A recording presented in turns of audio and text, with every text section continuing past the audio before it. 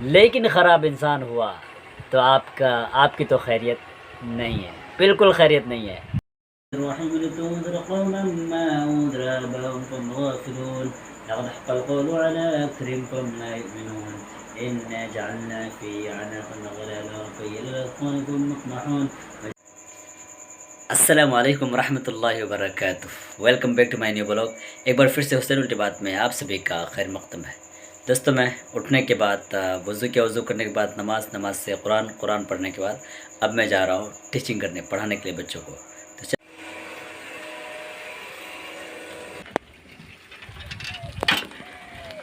Train سے میں آ چکا پڑھانے کے لیے، دیکھتا ہوں کہ بچے سب کیا کر رہے ہیں۔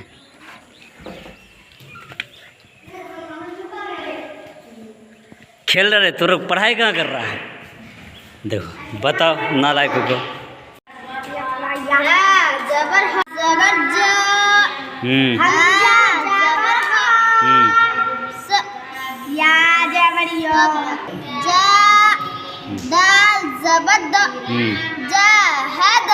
کتاب میں دیکھ کے پڑھو۔ میں پڑھا کے فارغ ہو چکا ہوں۔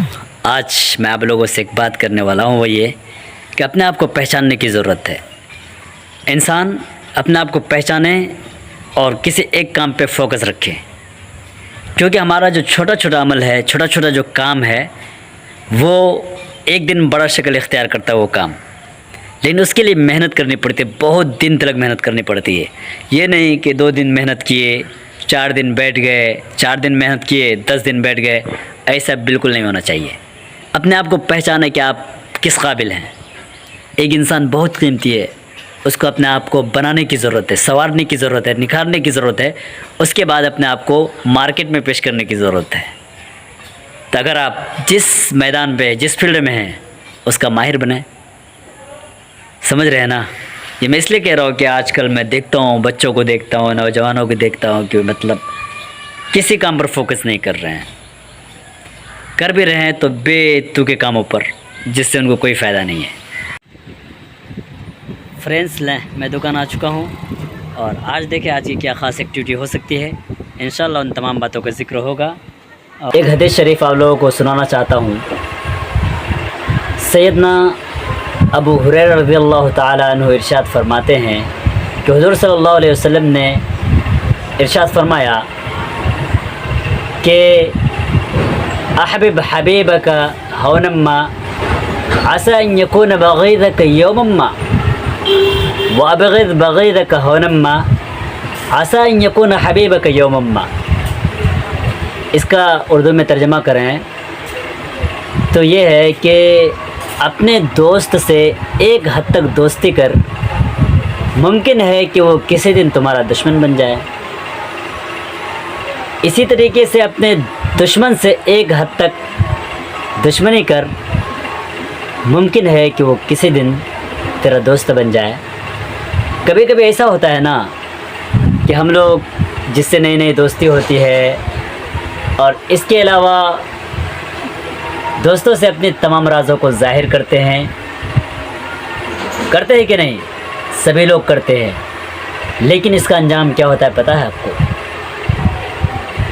جیسا کہ ہم کسی دوست سے اپنے راز کو ظاہر کیے، اور ہو سکتا ہے بہت جلد چند دن میں ہی وہ میرا دشمن ہو جائے، تو ہماری حالت کیسی ہوتی ہے؟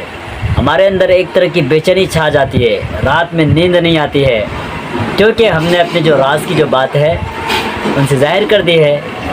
اب وہ میرا دشمن بن گیا تو ہو سکتا ہے کہ وہ اچھا انسان ہوا تو آپ کے راز کو افشا نہیں کرے گا، ظاہر نہیں کرے گا، لیکن خراب انسان ہوا تو آپ کی تو خیریت نہیں ہے، بالکل خیریت نہیں ہے۔ اب سوچیے کیا ہونے والا ہو۔ تو اس لیے دشمن سے بھی اتنا دشمنی نہ کرے، کیونکہ بسا اوقات ایسا ہوتا ہے کہ جس کو ہم برا جانتے ہیں، گردانتے ہیں، جن